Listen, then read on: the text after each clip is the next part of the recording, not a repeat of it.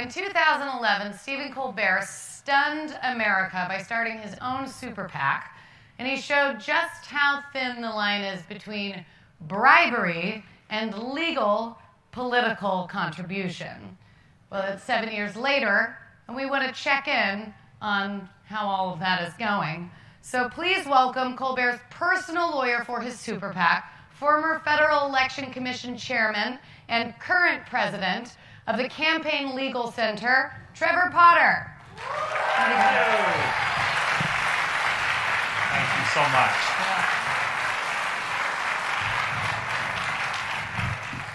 Welcome, Trevor. I'm just going to jump right in, if that's okay with you. So I'm like into the politics thing, and I'm a Hollywood elite.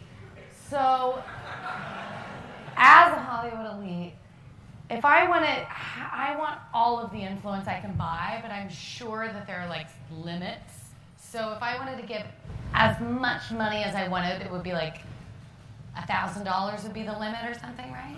Well, the legal limit today you can give directly to a candidate is $2,700. However, before you get nervous that that's not enough, you can actually give as much as you want to help the candidate. You just give it to a super PAC, a single candidate super PAC, that can then go and spend it on behalf of the candidate's election. The Supreme Court in the Citizens United case struck down existing limits and said that corporations, individuals could spend as much as they wanted to help candidates because that sort of independent spending could never be corrupting. But that money isn't going to a candidate, right? Like they don't have any say in how that money is being used, because that would be a slush fund, money laundering, right? So Justice Kennedy and the Supreme Court majority assumed that this spending was going to be completely independent of candidates and parties, that these groups would operate as outsiders. But that's not how it has turned out. Candidates nowadays actually create their own independent super PACs before they become candidates, and then they raise money for these super PACs, and then once they become candidates, using your $1 million or whatever, they can go ahead and spend it to elect the candidate. Pretty clever. But once they become candidates, then they can't touch any of it. Well, the first thing to remember is it takes them a surprisingly long time to become candidates. You might recall Jeb Bush in 2016, who spent something like 6 or 9 months going around the country, traveling at the expense of the super PAC, raising tens of millions of dollars, saying he was thinking of exploring the possibility of considering whether to become a candidate. So he did all that and then jumped into the race. Of course. But once they sign all the paperwork, then they have to stay away from super PACs, right? Wrong. Okay. There are lots of ways that they can and do stay in contact. For example, the Federal Election Commission has said it is all right for candidates to appear at super PAC fundraisers, either to raise small amounts or to be a featured or honored guest. Now, that may not sound like a lot of contact with you, but the FEC has said that you can have one of these honored guest fundraisers with as few as 2 guests. So it's kind of a private fundraiser. And the candidate can thank people for giving and ask them to help support the work of the PAC. In addition to that, the FEC has come up with what's called the 2 hats rule, which means you can be the principal fundraiser for a candidate and then also be the fundraiser for the super PAC. Okay, so if there's a wall between candidates and super PACs, then if I, as a political donor, throw big money at a super PAC, my personal politician does not get to decide how it's spent, right? Well, that is technically correct, except that the people who do decide how to spend it are usually, in this scenario, the former campaign manager of the candidate or close friends of the candidate. And one of my favorite examples, it was actually the parents of the candidate who are running the super PAC. They also can share what are called common vendors, so they can use the same consultants.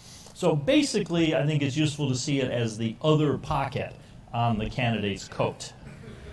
Okay, but if the candidate tells the super PAC exactly what to do with the money, that's illegal? That would be illegal. Okay. However, first they have to get caught, and then the FEC has to have a majority vote on whether to investigate it. And as you may have heard, the FEC has basically deadlocked on all of this in the last couple of years. So if candidates or PACs break the rules, what is the punishment? Like a really big fine? Well, the FEC has never actually punished a candidate for coordinating with a super PAC. They've never actually seen an example of that. Oh, they've never seen it. They must be blind, bless their hearts. Okay, so let's say the worst thing happens. My candidate has really blown it. They weren't testing the waters. They got caught explicitly telling a super PAC what to do. And the FEC just stormed down on them with power and fury. What kind of fines are we talking about? Oh, in that scenario, the first thing to remember is the candidate is almost never fined.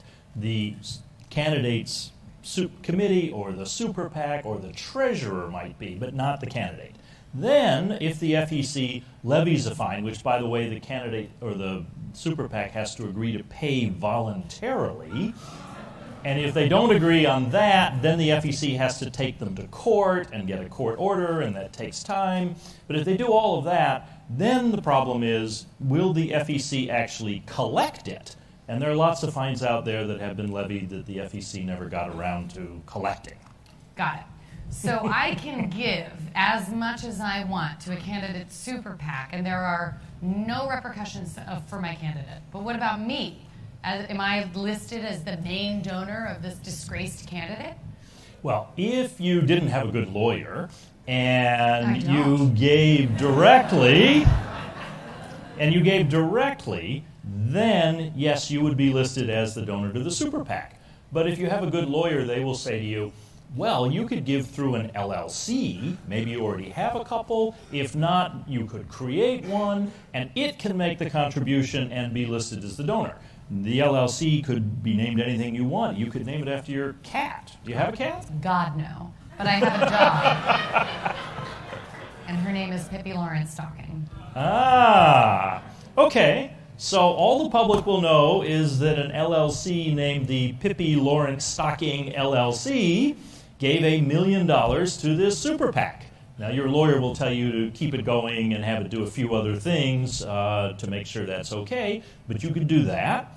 Your other option would be to take your $1 million and give it to one of these tax-exempt nonprofit groups, what we call a dark money group, a C4 or a C6.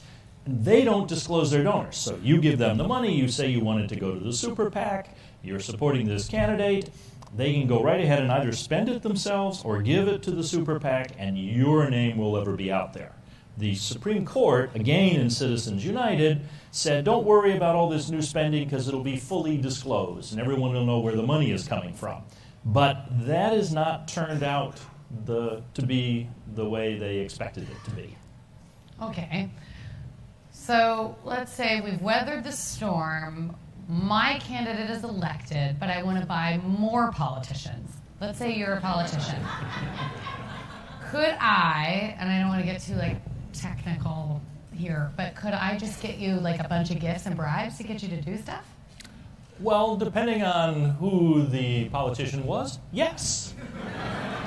Really thought we were going to get a no. Former Governor McDonnell of Virginia just had his conviction for taking 11 different bribery charges overturned by the U.S. Supreme Court. I'll bet that surprises you. I am very surprised.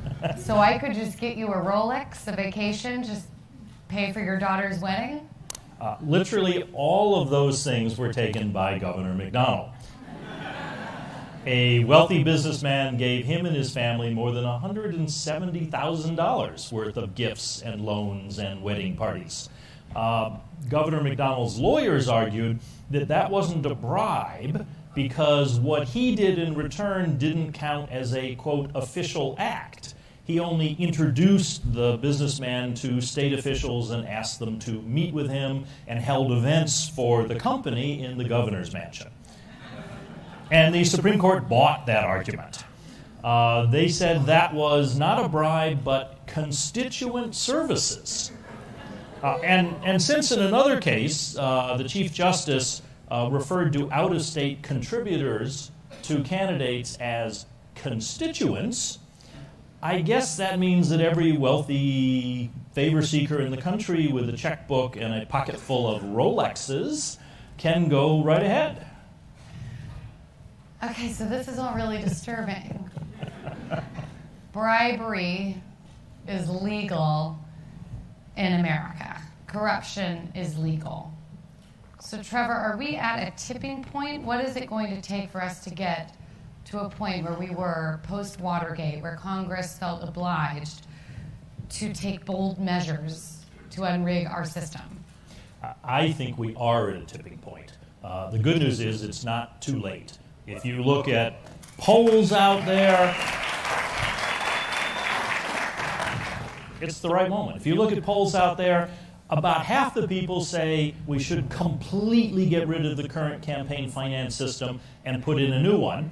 And about 40% more say we should just make major changes in the system. So everybody is on board with doing something. Congress could pass bills that are sitting there, like the Honest Ads Act, that is trying to deal with secret foreign money in elections, the Disclose Act to deal with all this dark money. There's states and cities around the country that are doing interesting things. Seattle has this new citizen voucher program, and other places could adopt that. The FEC could update its disclosure rules, enforce the existing laws, and crack down on this non-coordination coordination racket. Now, that may not all happen today, but I think we have to work together to make it happen tomorrow. Thank you, Trevor. Thank you for coming on the show. Thank you so much. Thank you. Thank you, guys.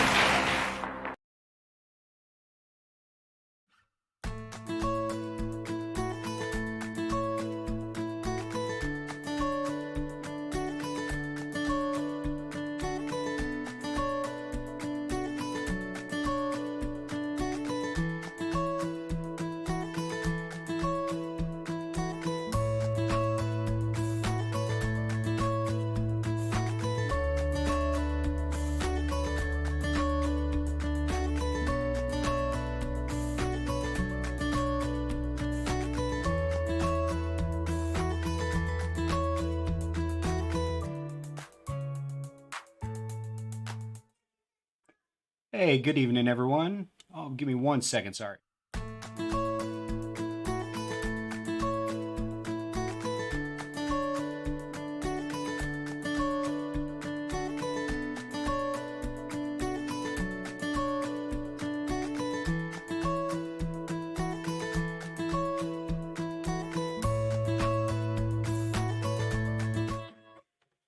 Hey, sorry about that. Had to do some dad stuff.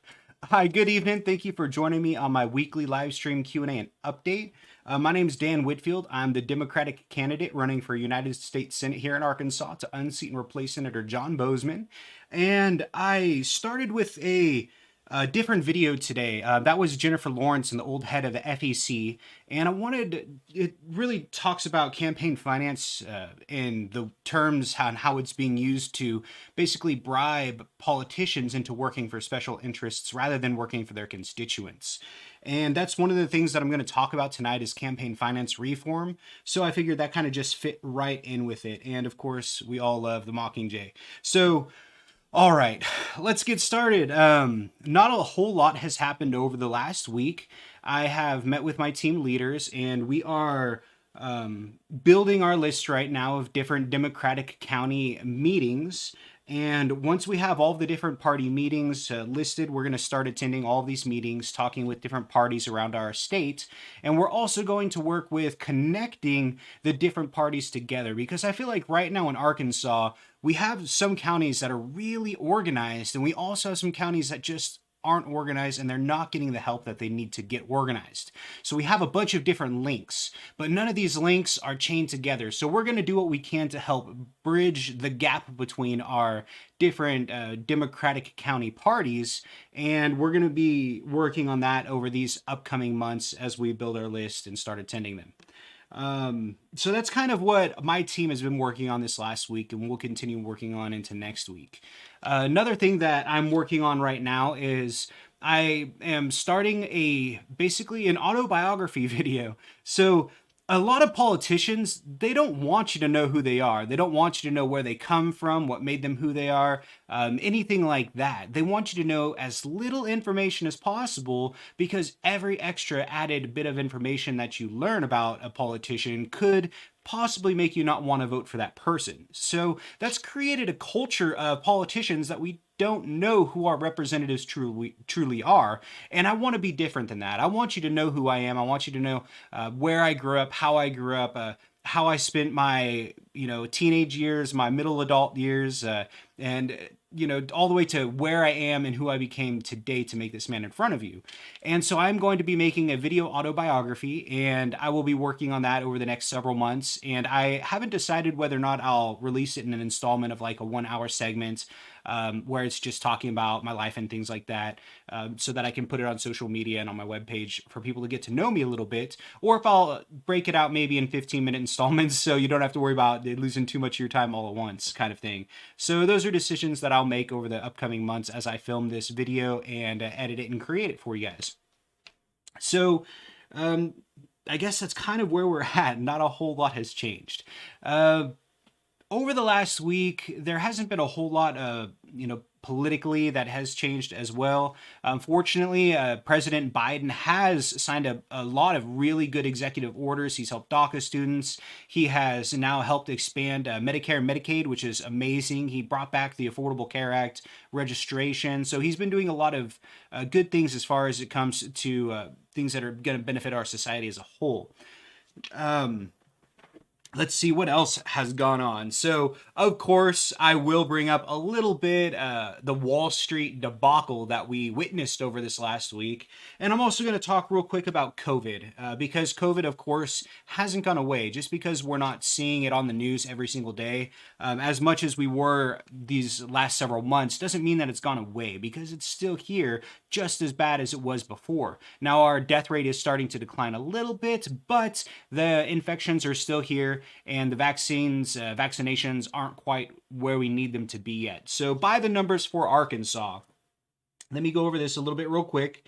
So we had 1,824 new COVID-19 cases here in Arkansas today, and that's still 1,800 cases. It's, of course, way lower than when it was all the way up to about 3,000 just a few weeks ago. So we're making slow progress, but we're nowhere near where we were when we were having like 2 to 3 to 4 or 500 cases a day, because just 4 or 5 months ago, when we hit like 500 cases a day, people were freaking out. Now we're almost 4 times that, and it's not getting a lot of attention. So the cases are still rising. Make sure when you are going out that you are wearing a mask, that you are even covering your mask with your elbow or the inside of your elbow when you have to sneeze or cough or something like that. Make sure you're not touching things that you don't need to be touching. Just try to be conscious, wash your hands, and be aware that COVID-19 is still out there and it's still a big threat.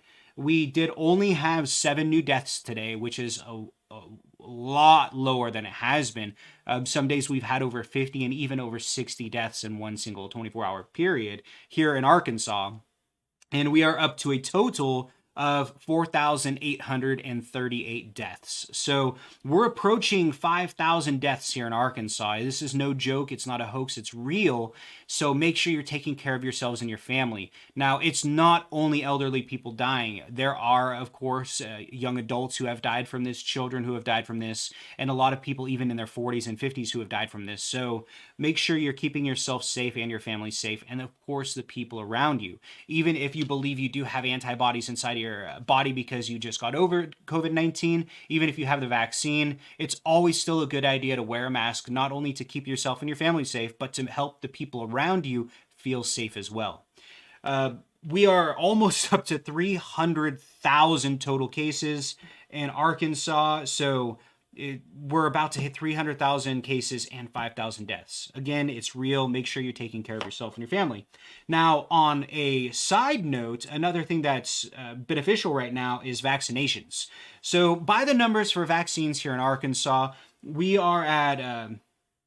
received over 500,000 doses. Now, we do have a population greater than 3 million people, so we still have a ways to go for the amount of doses that we actually need in our state to be distributed. We have received about 500,000, and of those doses given, we have given out about 299,938, so just shy of 300,000 vaccines have been administered to Arkansans, which makes up for about 10% of our population. So about 10% of our population has been vaccinated thus far, and we still have a long ways to go. We still have another 90%. So make sure, again, you're keeping yourself safe, wash your hands, don't touch your face, things like that. All right, that's my whole COVID spiel that I wanted to give. I did actually want to talk just a little bit about the current phases. We are currently under phase 1B, which is Arkansans that are age 70 or older, people that work in the education, including K through 12, childcare, and higher education, such as college and things like that. So teachers and healthcare staff should all be set. I know our firefighters, police officers, law enforcement, that's already done. And we should be getting to the point where we have higher risk but lower age people here in the next month. So we're making slow progress. I wish we could speed up our progress, but unfortunately, we have a bunch of bureaucratic stuff that we're still going through in order to make sure that everybody does get their vaccine. All right. COVID, fun stuff. All right. So after that, and I'm going to talk a little bit about the stock market and what had happened over this last week with Wall Street bets. And then real quickly, after that, I'm going to go over 3 different policies that I really want to talk about and highlight this week, which are campaign finance reform, ballot access, and ranked choice voting. Because a lot of people keep asking me, why are you running as a Democrat? Because a lot of my supporters want me to run as an independent, and a lot of supporters actually even want me to run as a Republican. So I do want to give you guys reasons why I'm running as a Democrat, and I want to talk about those 3 policies in response to that. So the stock market, wow. We witnessed something historic over this last week, and I know a lot of people may not have actually even been aware of what was going on other than some headlines and social media or on the news talking about Wall Street bets, GameStop, about basically a bunch of outsiders, young investors who have come in and manipulated the market in order to work for them. Now, the first thing that I want you guys to understand in the stock market is 90% of all stocks are owned by 1% of shareholders. 1% of the people who play the stock market own 90% of stocks, okay? That's very, very important to understand. Another thing to understand is that when the settings are volatile, 90% of the trades done every single day are done by computer algorithms, not by people, not by investors, not by people like you and me, but by computer algorithms. And these algorithms are owned by companies that are owned by those 1% of investors who own 90% of the shares of stocks, okay? That's very important for us to understand because the market has traditionally never been a way for the regular average working Joe to come in and invest and make money. The stock market has always been there to help trickle money up from the poor to the wealthy. Okay, so that's kind of a very, very vague, brief history of what the stock market is. Now, something happened this last week. There was a group called Wall Street Bets, and this was just a Reddit group, a group on social media. They started, I believe, with like 2.5 million followers, and I think we're up to like. I think they have over 6 million followers now just because of all the media attention they got over the last week. But it's just a fairly small group of younger investors.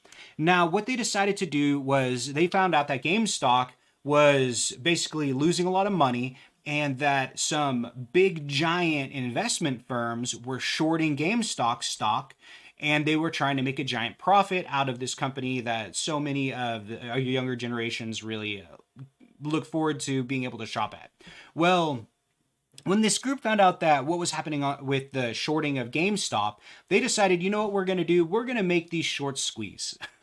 So they decided that they wanted to just pump this stock up and tell everyone they knew, invest in GameStop, invest in GameStop, invest in GameStop. And they were actually able to raise the price of GameStop stocks from around $20 a share up 400%. I mean, it's insane. It was over, I think it's already made it over $300-400 a share.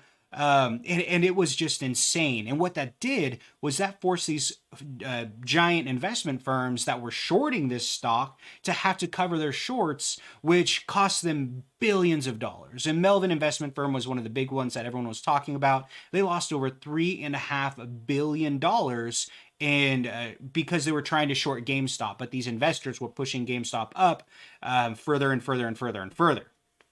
Now, normally this really wouldn't gather a lot of attention, but then something amazing happened. Something not amazing, but something historic happened. A lot of brokers broke the law, is what they did. Brokers such as Robinhood, they decided that they wanted to manipulate the market to allow these giant firms to get out and save face and save some money.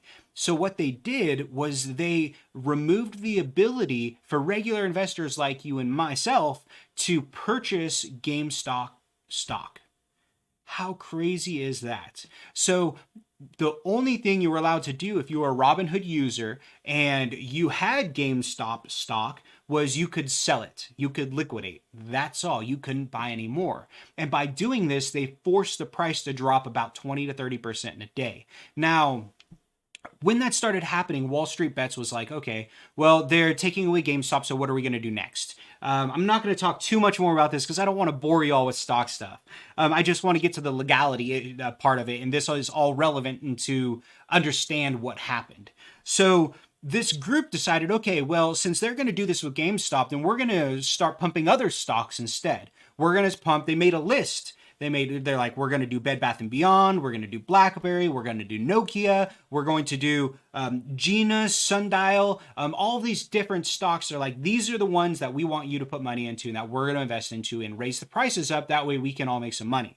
Well, they started calling this market manipulation. So all of these different stocks were removed from the Robinhood application and you could not purchase or sell these stocks if you were an owner of them, which is amazing. I saw there were a lot of memes going on and a lot of different quotes and statements. And one person, I think it was Elon Musk, he had said, so you cannot sell a house that you do not own. You cannot sell a car that you do not own, but apparently you can sell stocks that you do not own. Because what Robinhood began to do was to liquidate people's accounts without their permission. They would just send this person a message saying, we have liquidated your stock at this price. One good example, a screenshot I saw was someone who had, I think it was 4,500 shares of GameStop stock, and the Robinhood liquidated it at $118 a share when the current share value was over $235. Now, what this did is this cost that investor over $1 million. Now, this is all really illegal stuff. They can't do this. So it was very interesting, how all this played out. And finally, Congress did something about it, which I think is really, really cool. So this came from a bunch of different people. let's see here. And this is a letter that was, let me open up my screen share real quick. Window capture. Is this going to give me the right window? Let me edit this real quick. We are going to do, this is going to be the twitter.com. I think it's this window here. Not going to pop up. All right, I'll have to open up a new window capture. Okay, here we go. Let me transform this to fit my screen. Yeah, I'll just make it full for now.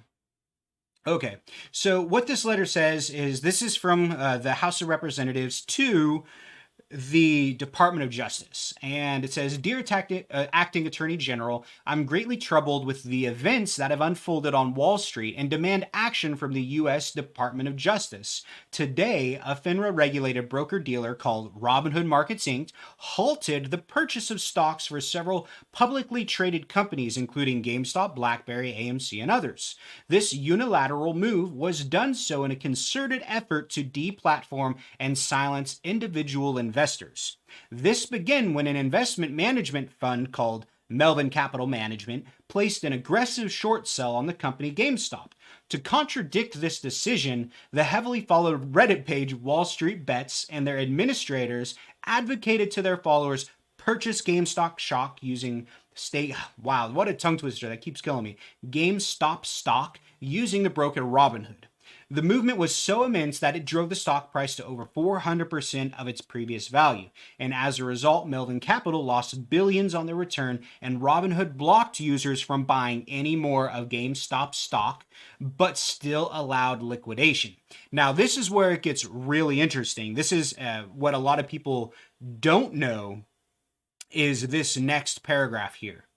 Melvin Capital Management is owned by the parent company Citadel LLC, which according to a Bloomberg report gave Robinhood roughly 40% of their revenue.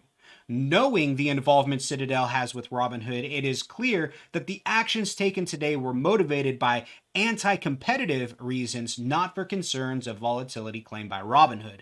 Because of this blatant conflict of interest and obvious monopolistic activity, I am calling on the immediate investigation by the U.S. Department of Justice into Robinhood and the hedge fund of Citadel LLC.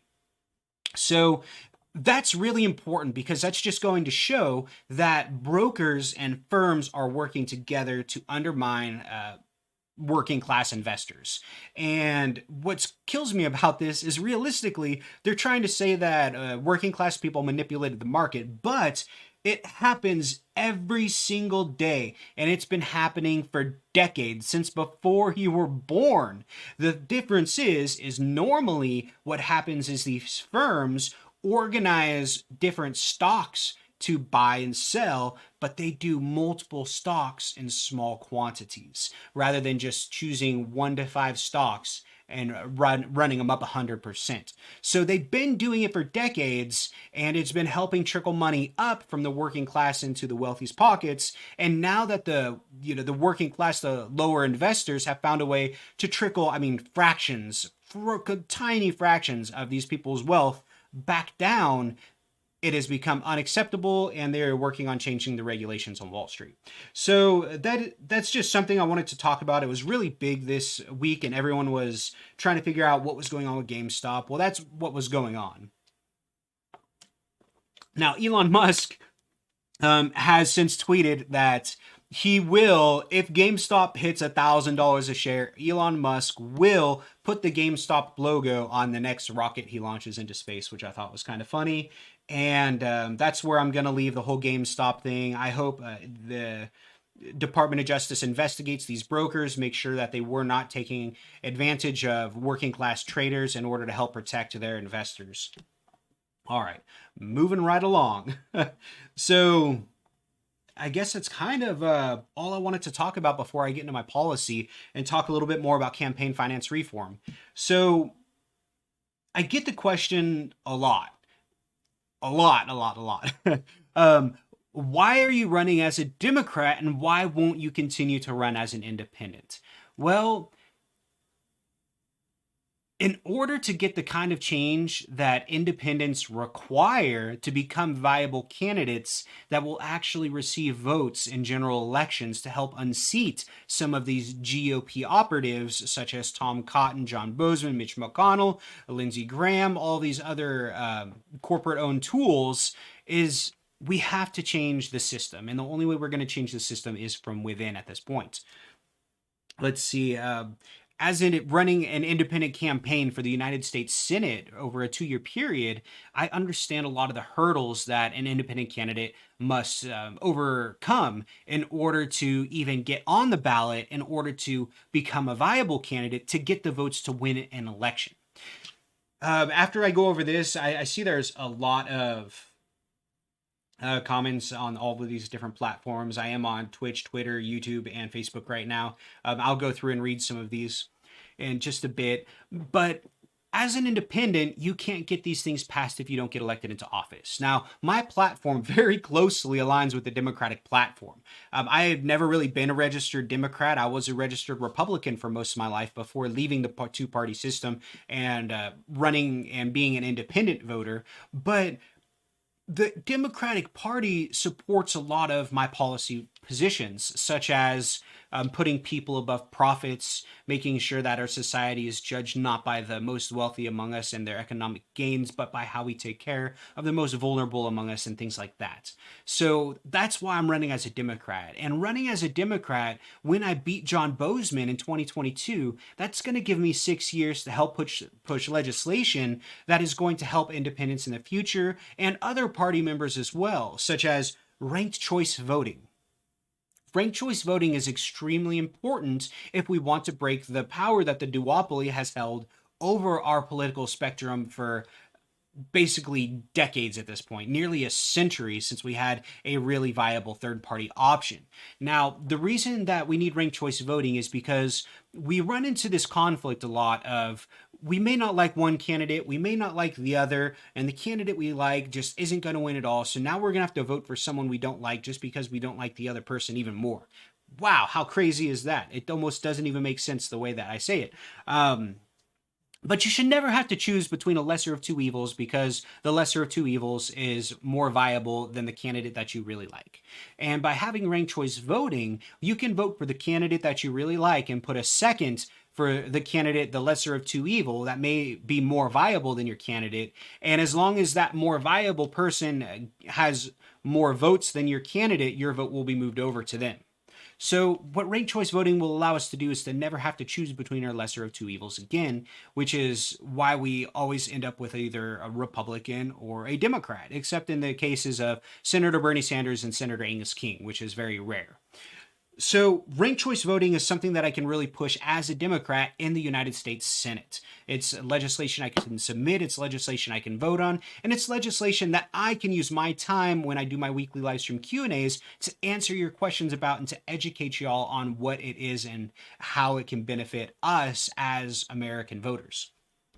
Now, the next thing that I really wanted to talk about was ballot access.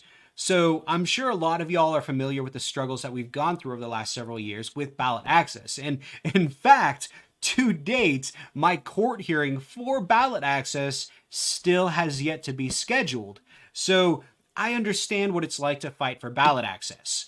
And I can help pass legislation as a Democrat that will ease the burdens of ballot access for independent candidates, as only 4 independent candidates in the last 50 years have even managed to get those signatures required to make the ballot as an independent for United States Senate in Arkansas. Only 4 candidates, and all of them had to pay exuberant amounts of money in order to get those signatures required. And the way that we choose our politicians shouldn't be by how much money they have or how much money they can spend. It should be by the policies that they support, their integrity, and if they can empathize and understand the struggles that we're going through, because I want the person representing me to understand my life and what I'm going through and how the decisions that they make affect my life.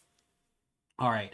And then the last thing that I wanted to talk about as far as policy is campaign finance reform. So campaign finance reform is extremely important.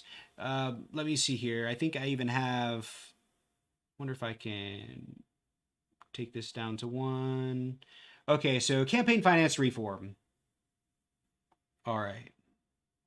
So this is straight from my website, danforarkansas.com or danwhitcongress.us/policy. And this is all really relevant even today. Basically, I'm saying on my policy that we live in a time where there are more than 29 lobbyists per U.S. congressman that spend 24/7 trying to get your congressman to vote a certain way. Now, that is completely true. We have so many lobbyists per congressman that a different lobbyist can call your congressman every day, and that congressman will never talk to the same lobbyist twice in a year. That is a lot of lobbyists, a lot of influence. Billionaires funnel unlimited amounts of money into our political system in exchange for political favors. The Koch brothers alone spent $400 million in 2018 to help candidates get elected. And they actually, one of the Koch brothers has since died, so there is only one Koch left that we have to deal with. And that video at the very beginning of my live stream really made the point. That was Jennifer... Oh, I'm going to have to grab this right here. There we go. That video was of Jennifer Lawrence and the old FEC head, and they talk a lot about how this works into the political system, because I can say all day, oh, it's corrupt, they can spend unlimited amounts of money, but the way that they explained it really should help you understand what's actually happening behind closed doors. So why would someone spend $400 million to help candidates get elected? Well, we already know that 86% of the time, the candidate who has more campaign contributions wins an election. That's how we end up with a Congress who has a 14% approval rating. They have a 14% approval rating, yet they almost always get reelected. It's insane. That's because 86% of the time, the person with more money gets reelected or gets wins the election, and the people getting reelected have unlimited amounts of money flowing into their campaigns. So why would the Koch brothers spend $400 million to help a candidate get elected? Well, because then the candidates that they help get elected can return the favor by voting on legislation that could, per se, maybe temporarily repeal the estate tax when one of the Koch brothers dies, saving his widow $25 billion in taxes. Well, that's what happened. That's why they specifically for this reason spent $400 million on that election. It's a pay-to-play world out there. So basically, let's see here. We need elected officials to start representing their constituents and not special interest donors that are making them rich. When a brave citizen enlists in the military, they give up certain rights, and I believe elected officials should do the same. If running for a public office, a candidate should give up the right to financial privacy. 100%. That's why you see on my spreadsheets how I spend every single penny that is donated to my campaign. Constituents should be able to go online and view their represented bank accounts. People should be able to see where money is coming from and where it goes. And if someone doesn't like that because they're engaged in unethical or illegal activities, don't run for public office. If you are engaged in insider trading or if you are engaged in tax evasion, don't run for office. It's pretty simple stuff. We don't want those criminals running for office anyways. And I also believe elected officials should give up the right to plead the Fifth Amendment, 100%. If you are a public servant and I work for you, I should not be able to plead the Fifth Amendment to protect myself from self-incrimination from a crime that I committed against you, my boss. All right, if you want to represent the people, don't be a criminal, period. So that's my stance on campaign finance reform. I don't even know. When you look at the money, if you can hear that, probably not. But you can go onto my policy page here, and I have all of my different policies listed. I have videos where I talk about each policy for the most part: campaign finance reform, climate change, federal decriminalization of cannabis, nationally expunging cannabis convictions, tax enforcement of corporations and billionaires, lowering taxes for the working class, relieving student debt and providing education for all. So I don't have a video for No More Foreign Wars yet. Next time I go to an anti-war protest, I'll make sure to get some footage so I can post the video on there for this as well. Ending the corruption of privatized prisons. law enforcement reform. There's all sorts of stuff. Pro Second Amendment. Eventually, what I'll do is I will talk a lot about gun rights, constitutional rights, and federal laws that we also need to have to protect the citizens from abuse of constitutional rights and things like that as well. And I'll make sure that video gets on there eventually. Raising teacher salaries, distributing educational funding, livable wage. This was at a Bernie Sanders rally. That was the day I got to meet Bernie Sanders. I was pretty happy that day. Fight for 15 livable wage. LGBTQ plus rights and protections. Ranked choice voting. And how long is this video? Is it short? 1 minute and 51 seconds. So what I'm going to do is I'm actually going to play this video real quick for y'all. I'm not sure if I have it set up for you guys to hear. Everyone knows how voting works, right? Sure, I just put a mark next to my favorite candidate and cast my vote. Well, it's a little different than that in San Francisco. How's that? Well, in 2002, San Franciscans voted to use ranked choice voting, sometimes called an instant runoff election. Voters rank their top 3 candidates in order of preference. Oh yeah, and if I really like someone, I can vote for them 3 times as much. No. Huh? See, it works like this. On your ballot, you'll see a list of candidates. For this example, instead of candidates' names, we'll use colors. Can we use cats and bunnies instead? Okay. On your ballot, you'll see the list of candidates repeated in 3 rows. Your job is to vote for your favorite candidate, just like before, but also to vote for your second and third choice, too. There, you're done. Easy, and that's all there is to it. On the voting side, yes. The counting side is where it can get interesting. What do you mean?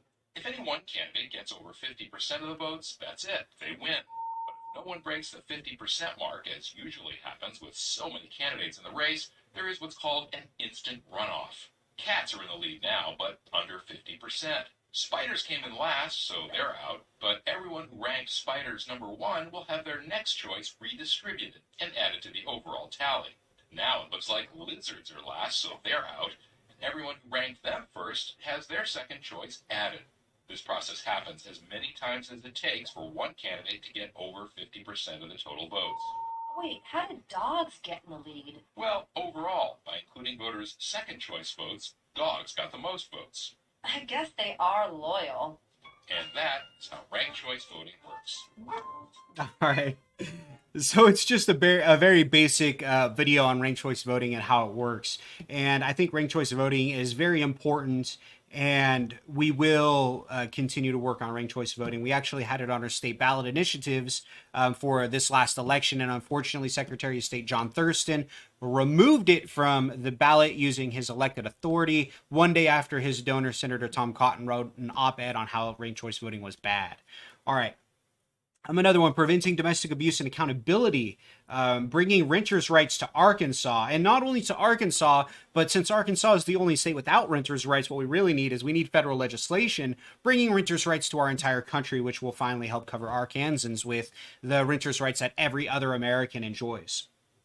Putting an end to gerrymandering, which I'm still waiting to see what the redistricting lines are going to look like after Jason Rappert was given the head of redistricting Arkansas. So we need to also be looking at ending gerrymandering here real heavy in the near future. Protecting and expanding the UPS. Love Kevin Costner. All my favorite actors are getting so old. Rebuilding the VA and increasing funding to schools and military installations, which is really important. A lot of people don't understand that the money that they're putting into the schools on military bases is not nearly enough, and it actually wouldn't cost taxpayers anymore. They would just have to reallocate it from other defense spending. Politicians' financial transparency, lowering politicians' salary, ending Citizens United. Absolutely, corporations are not people, and if corporations want to be people, then their CEOs and executives should be held criminally liable when they break the law. Modernizing personal property rights, which we still actually haven't been talking about enough lately. We will talk about that more here as we're starting to see that our private internet data is being sold more and more to third-party advertisers without our permission. Ending right to work and giving federal union protections to workers. I'm not saying every single company should offer unions. I'm not saying every single person who works for a company that has a union should be in the union, but the option should be there, and the people who decide to take that option should have federal protections, preventing retaliation from those corporations. Yeah, and oh man, I need to change the title on this. That's not right. And of course, I am pro-life, but I'm still pro-choice. And we need to make sure that every focus on the symptoms of the problem, not the problem.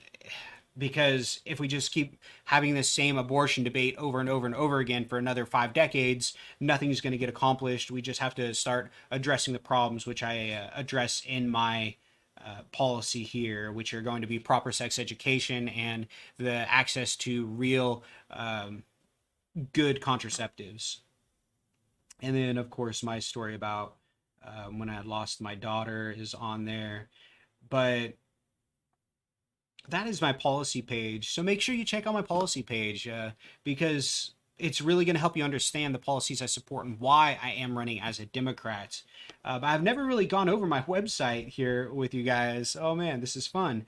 But I have like all my different stuff. I kind of have an autobiography here, and it talks just a little bit about me, my early life, high school, on the oil rigs when I worked in the oil field, and then ending up here in Arkansas, running for office and things like that, which I'm going to greatly elaborate on all of this stuff when I do my autobiography movie here soon, because I want you all to know me and know who I am before you decide whether or not you want to vote for me.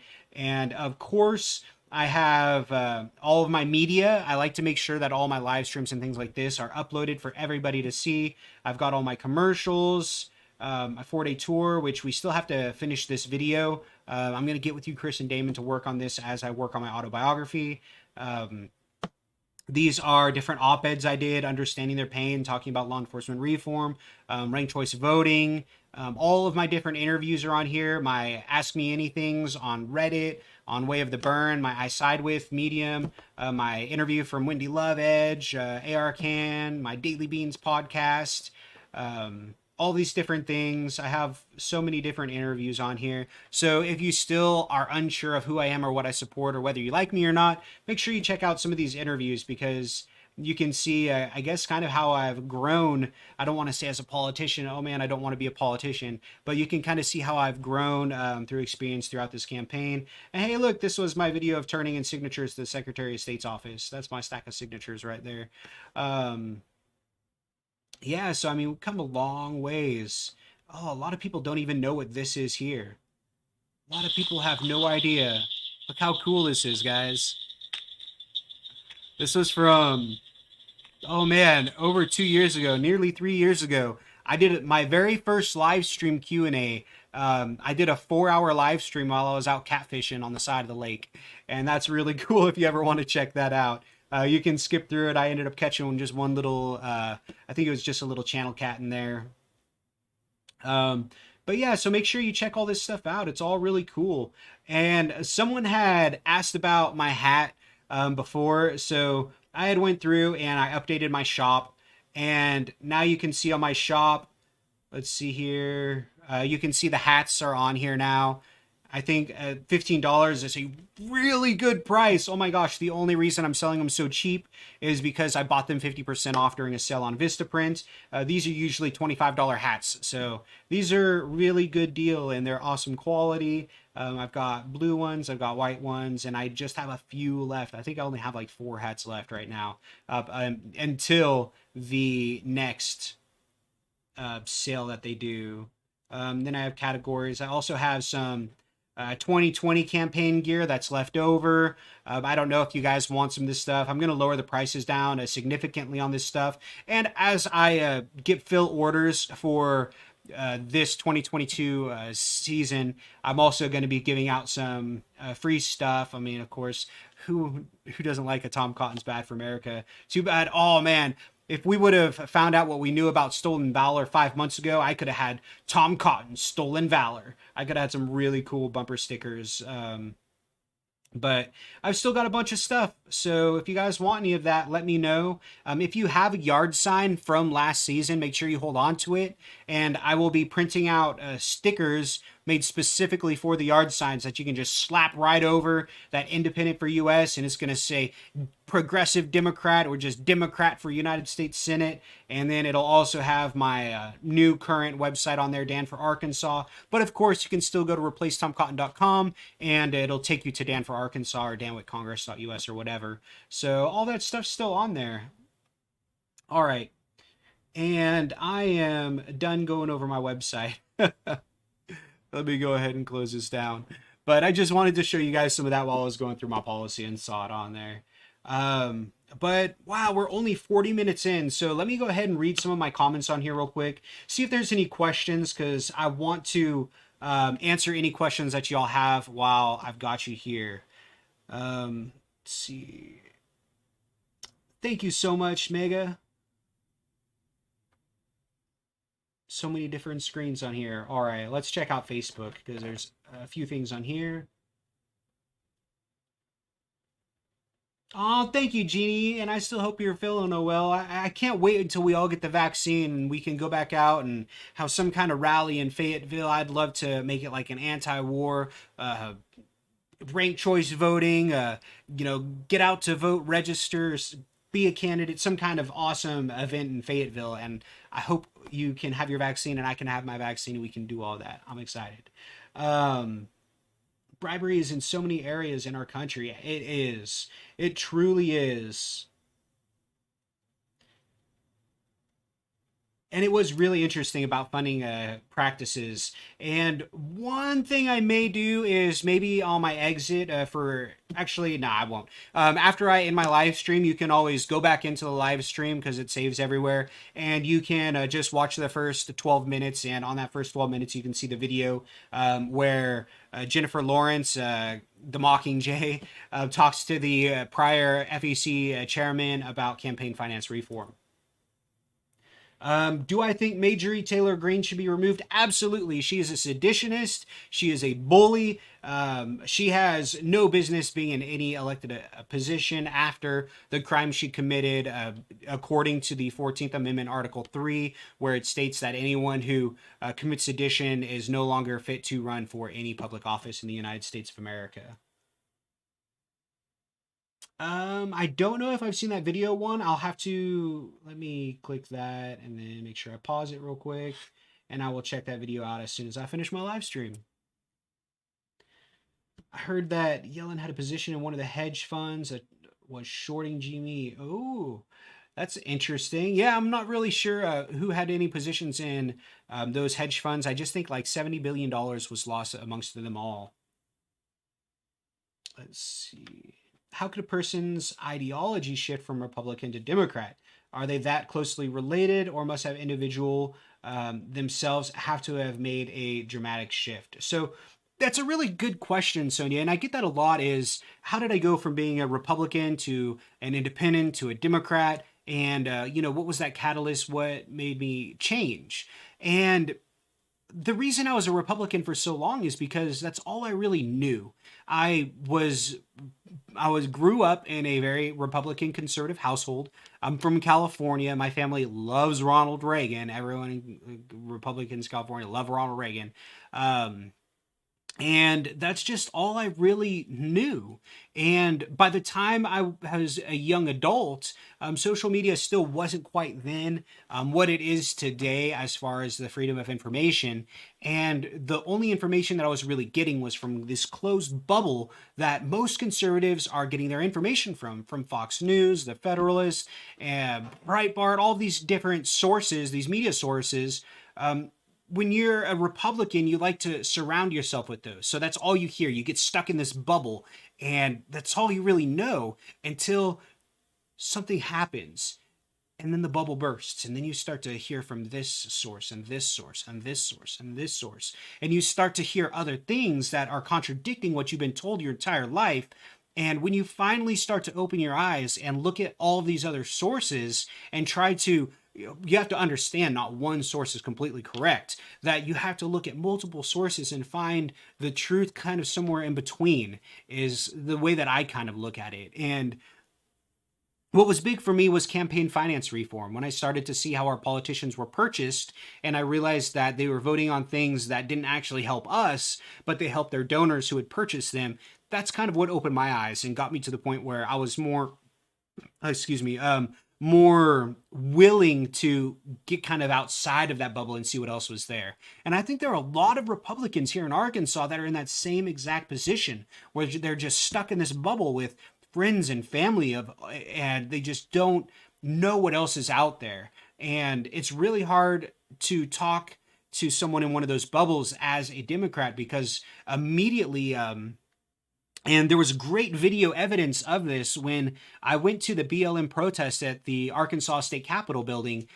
You could see when I walked up and I was talking with the patriots that were there, the Republicans, the people who were there to counter protest the protesters and defend the statue from being destroyed. But when I went up to talk to them, immediately it was tense and someone came up, he's like, oh, so, you're just a Democrat and that's what your party. And I mean, everyone's standing there and it's tense. I don't even know if you can see it on the video. But as soon as I let them know, I'm like, well, I'm not a Democrat. I'm an independent and I'm here to listen to your side. The shoulders go down immediately. There's just a giant moment of relaxation from everybody around me. So I will really miss the ability to be able to break the ice like that and to immediately de-escalate a situation.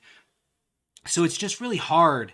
And that's a struggle that I'm going to have to overcome running as a Democrat, is trying to be able to talk and identify with these other people in the Republican Party who are going to be a lot less willing to listen to me. But it's, we grow up and we change, and it's changes in our lives, it's changes in our lifestyles and in the environments around us that, make us who we are.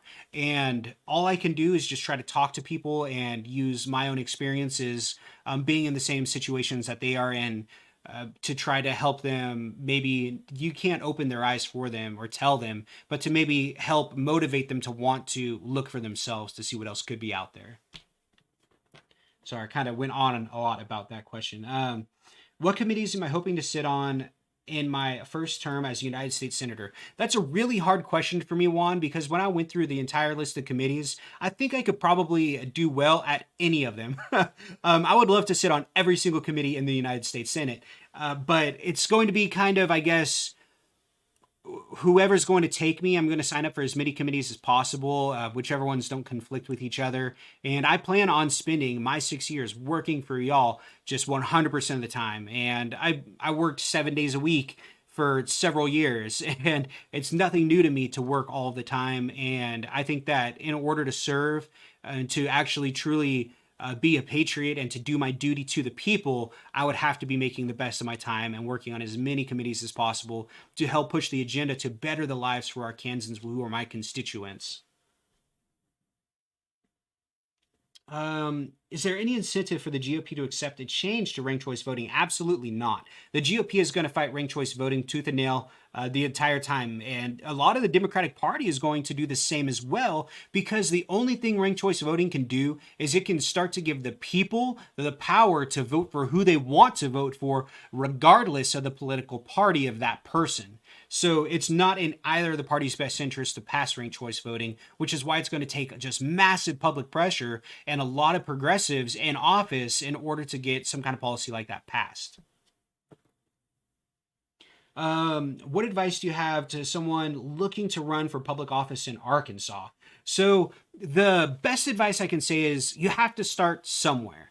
And I would suggest that the best place to start would, number one, decide, are you going to run as a Democrat, a Republican, or an independent? Now, if you decide to run as a Republican, if there's no other Republicans, or if you're in an area where a Republican is planning on retiring soon, it's probably going to be a fairly easy race. If you decide to run as a Democrat, I would definitely say what you want to do is you want to look up your local Democratic County party, and you want to start going to your party meetings, meet everybody, let them know your intention to run for office, and get the candidate handbook. And it sucks to do, but read that candidate handbook from front to back 2 times if you have to. And you really have to build those party relations. And then a good close second on what's really important, whether you decide to run as a Republican, Democrat, or independent, you have to have a social media presence. You have to set yourself aside from other candidates. For me, what I do to try to set myself aside is I like to do this. I like to talk to you. I like to answer your questions and tell you about what's going on. And that's what sets me aside. So try to find something that sets you aside. Make sure you talk to as many people as possible. I handle all my own social media. Try to handle all your own social media. Engage with constituents, engage with people. Listen to what they want you to do for them, how you can work for them, and just talk to people. You just got to talk to people. And if you're running as an independent, you're in for a lot of hard work. It can be done. It just is going to take even more time, more money, and more patience, thicker skin than running as a Democrat or Republican. And you aren't going to have that party help you. So you have to focus mostly on social media, get any kind of support wherever you can. And if you need any help, you can always message me and I'll try to direct you as best I can to helping to start to build a successful campaign.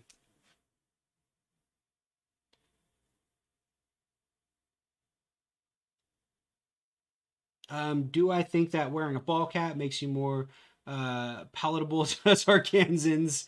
Not this one. Frederica, the reason I'm wearing a hat is because my hair is getting really long. I've had 2 haircuts, and no, I've had 1 haircut in almost a year. I'm just waiting because of COVID-19 until after I get my vaccination. I'll get a haircut, and once my hair is cut and looks a little more professional, I won't be wearing my ball cap as often as I have been lately. It's just really long and poofy. But thank you. I appreciate your honest comment on there. CGP Gray has a good series on alternative voting systems. CGP Gray.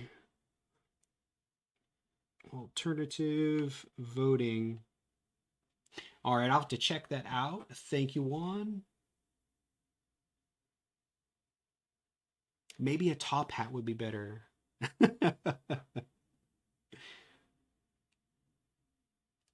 Let's see. You said I would like a link, Dan Genie. I'm not sure what you wanted the link to. Oh man, because I think I'm 15 minutes ago in my comments. I'm so sorry. Might get a hat or two for me and my wife. Awesome. Yeah, I love the hats. They're really cool. I wear one whenever I go out for the most part. Yes, Abel. He's been so busy with his own stuff going on, and I know he just had his anti-nuclear bomb protest recently at the U of A, and I wish I could have made it out there. Gosh, I can't wait until I finally get a vaccination. Oh, Joe, I totally agree. We need someone good running for governor, someone that we can count on that's not going to lead us astray. I'm really, really, really worried about our governor race. Now we've got Rutledge, we got Sarah Sanders. Originally, I thought Rutledge was going to just wipe the floor with Sanders, but now Sanders has raised a whole lot of money, and she's also got Trump's endorsement. Man, it's a toss up between Rutledge and Sanders at this point, but either way, I think we're all kind of screwed. So we need a good, strong Democrat to run for governor. And we need that good, strong Democrat to work their butt off to make sure that they win that seat.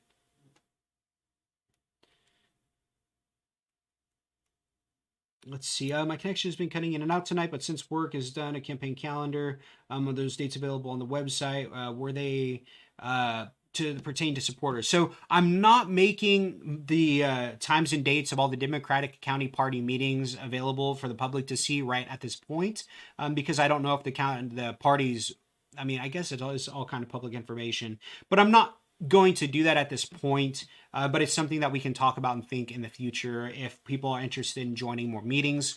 One thing that I really want to try to do, an idea that I had was what we should try to do is try to get at least one person in each Democratic County party to attend a different party's meeting every single month. That way they can listen to the ideas, what's going on there, and bring those ideas back into their own party and try to connect these links together so that we can have a nice strong chain of Democratic County parties around our state to start taking our state back from the GOP that purchased it. And maybe if we're lucky and work our butts off, we can flip Arkansas blue in 2022.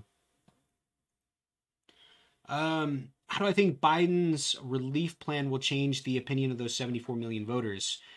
I don't think much is going to change the opinion of those 74 million voters, honestly, Ronnie. It's going to be something different that brings us together than Biden's relief plan.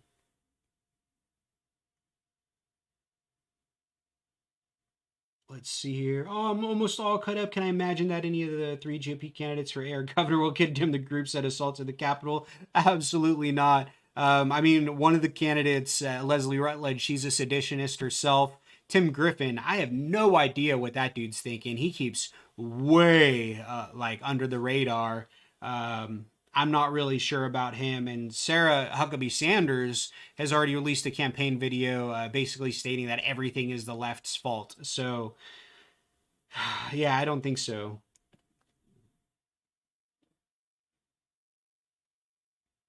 Awesome. And for the Faulkner County, if y'all could do me a favor, if you guys are part of a Democratic County party, please message me. Let me know when your party meetings are. Like, for example, let's see here. Benton County Democrats are on the 4th Monday of the month, and they have a Zoom link, and this is their Zoom ID, and this is their password, and this is the time of day that it is. Kind of thing. Let me know when your party meetings are, because I want to start attending all the different county party meetings so I can listen to everybody's ideas, and I can help spread these ideas throughout all the different Democratic county parties so that we can start to build stronger together. All right, so I'm all caught up on my questions here. Awesome. And we are only about an hour in, so not too bad. I guess I've kind of gone over everything, and unless anyone else has any other questions, Juan says, how should we contact me? You can go to danforarkansas.com, click contact. My phone number up there, my address is there, my email. My phone number is 479-418-6008. I answer all my own calls. My email is danwhittcongress@gmail.com. I know I could make it danwhittcongress at danforarkansas.com or whatever, but the reason I leave it as at a Gmail is because it just makes it easier for people to get a hold of me, and I don't have to worry about forwarding emails and things like that. My P.O. Box is 5099 Bella Vista, Arkansas 72714. But all that information, if you just go to danforarkansas.com and click on contact, it's there. If you just have a quick question or something, you can always send me a text message, because I can get right back to a text message. And if you give me a call and I'm not in a meeting or something, I'll always answer the call and answer any questions y'all have. There are very, very few calls that I miss, and when I do miss, I try to call y'all back right away. And yeah, Allison, absolutely. If you think that I'm a good candidate, someone that you would like to support, of course, feel free to go to Justice Democrats.